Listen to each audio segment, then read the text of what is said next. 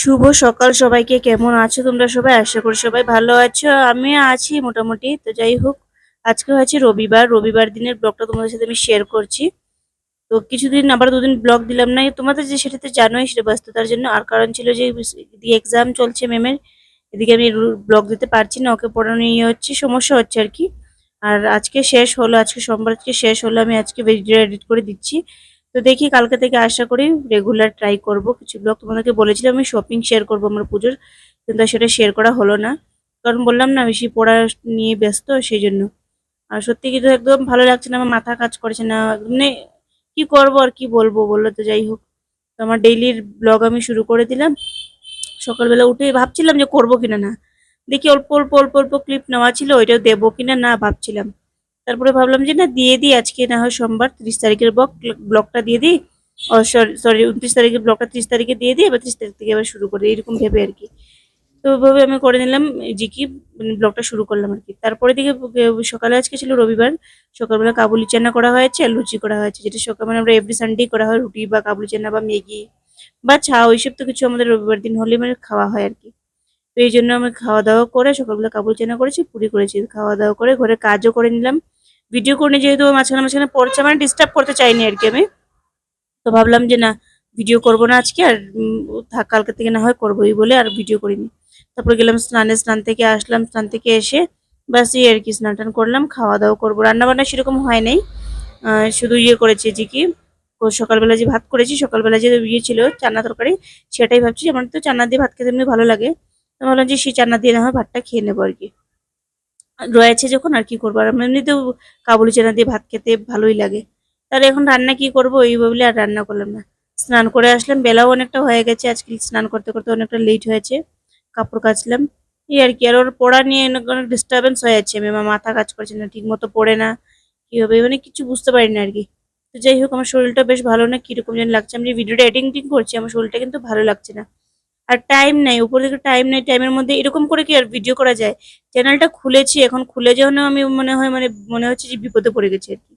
এখন আমি চ্যানেলটাকে ইচ্ছেও করে না বন্ধ করতে, না চালাইয়ে যাব, কি করব আমি কিছু বুঝে পাই না। সেই অল্প স্বল্প করে দিয়ে দিয়ে যাচ্ছি আর কি। ইচ্ছে এখানে বন্ধ করার আমার কোনো ইচ্ছে নেই, কিন্তু আমি একদম খুবই ইচ্ছে আমার ভিডিওটা নিয়ে কাজ করার। কিন্তু আমার কি হয়েছে, আমার এই যে সময়ের জন্য দিতে পারছি না, এই জন্য আমার মনে হয় চ্যানেল ট্যানেল সবকিছু বন্ধ করে দিই। আমার একদম ভালো লাগে না মাঝে মধ্যে, জানো কি করবো আর। তো স্নান টান করলাম, স্নান টান করে এসে খেতে বসলাম। আর দেখছো আমি মাঝখান থেকে কই কখন সকালবেলা ভিডিও করে, মাঝখানে ভিডিও না করে বিকালবেলা ভিডিওটা কন্টিনিউ করছি। তো সেই জন্য আর কি, তো আমার মানে ইচ্ছেই করে না যে কি করে কি করি, মানে ভালো লাগে না আর কি।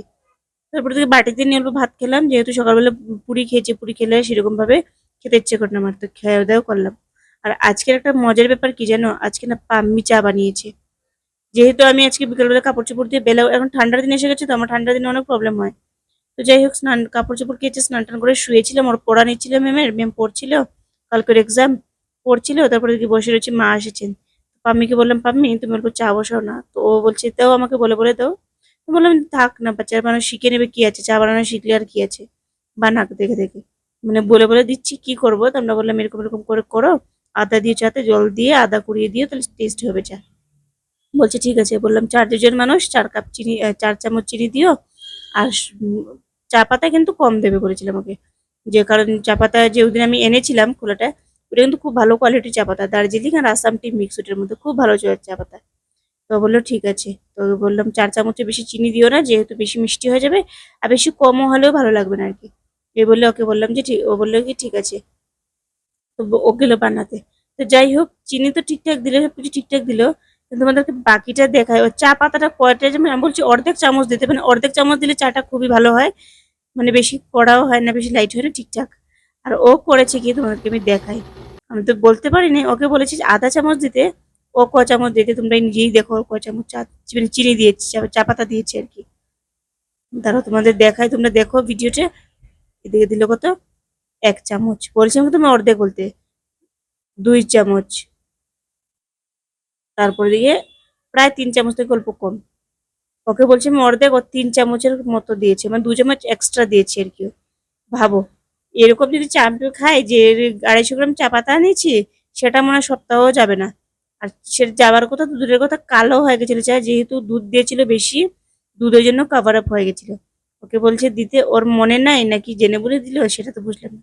তো যাই হোক, চা বানিয়ে খাওয়াচ্ছে, প্রথম দিন ভুল ভাল তো হতেই পারে, তাই না? ভুল করে শিখবে, কিন্তু এই ভিডিও দিয়ে আমি ওকে শিখাবো সে তুমি ওকে বলেছি যখন যেটা সেটাই করতে হয়। নাহলে তুমি তোমার মতো করে গেলেন, খাও নাও খাওয়া যেতে পারতো। চাটা খারাপ হয় না, ভালো হয়েছিল চা, কিন্তু অল্প কড়া হয়েছিল, কড়া হলে ভালো লেগেছিল, কিন্তু ও যে চা পাতা এতগুলো দিয়েছে, সামান্য অল্প 20-19-20 হতে পারে, কিন্তু ও তো অনেকগুলোই চা পাতা দিয়ে দিচ্ছে। তো যাই হোক, তো ও চা বানালো শিখলো, প্রথম ও চা বানালো আর কি, আজকে প্রথম পাম্মি চা বানালো, মানে চুলার। এমনি তোকে কেন বলেছি বলে, তো এমনিতে তোকে আমরা কিছু করতে দিইও না চাটা বানাতে, আমি দিয়েছি যেহেতু। ও কি করে, আমরা যখন ঘরে থাকি না, ও কি করে ম্যাগি এনে, মানে ম্যাগি বলতে বাই বাই এনে নিজে বানিয়ে গ্যাস জ্বালিয়ে নিজে বানিয়ে খায় কিন্তু ও। তো যেহেতু জানা আছে আমাদের যে ও গ্যাস জ্বালাতে পারে, সেই জন্য আমি ওকে বললাম যে অল্প চা বানিয়ে নিয়ে আসো তো। বলে ঠিক আছে। আর এদিকে আমি ওকে রেখে যদি চা বানাতে যাই, ম্যামকে রেখে যদি আমি চা বানাতে যাই, ও শুধু ফাঁকিবাজি ফাঁকিবাজি করবে আর কি।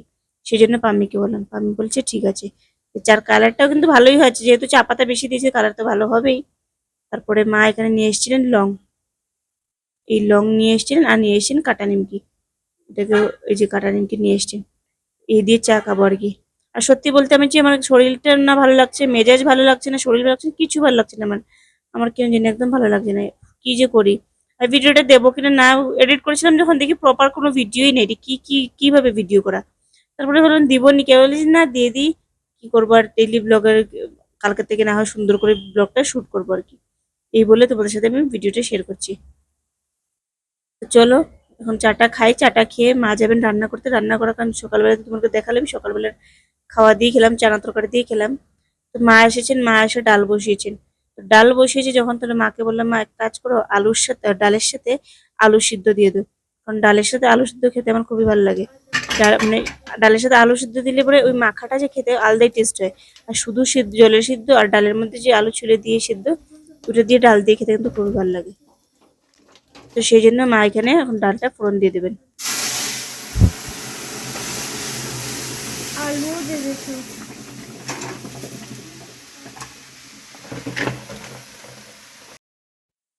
তো মার এখানে রান্নাও শেষ, সিম্পল আর কি। একদিকে মা ভাত বসিয়েছিলেন, ভাত তো হয়ে গেছে, আর একদিকে ডাল বসিয়েছিলেন, ডালের মধ্যে আলু সিদ্ধ দিয়েছে, বা শেষ, এই আর কি। আর আমার এমনি তো ডাল আলু সিদ্ধ, ডাল শুটকি চাটনি এরকম খেতে খুব বেশ ভালোই লাগে, এই আর কি। তো মা রান্না বান্না করে আমাদের জন্য ভাত দিয়ে দেবেন, ভাত খেয়ে নেবো, প্রায় রাত হয়ে গেছে, 11টা 11:30 মতো বাজে।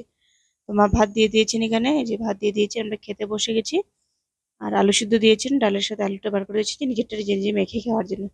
আর এখানে দেখো ডাল আমি আলুগুলো মাখছি, সামান্য অল্প তেল দিয়ে দেবো, পেঁয়াজ দিয়ে দেবো, দিয়ে মেখে খেয়ে নেবো। এরকম খাওয়া খেতে আমার বেশ ভালোই লাগে।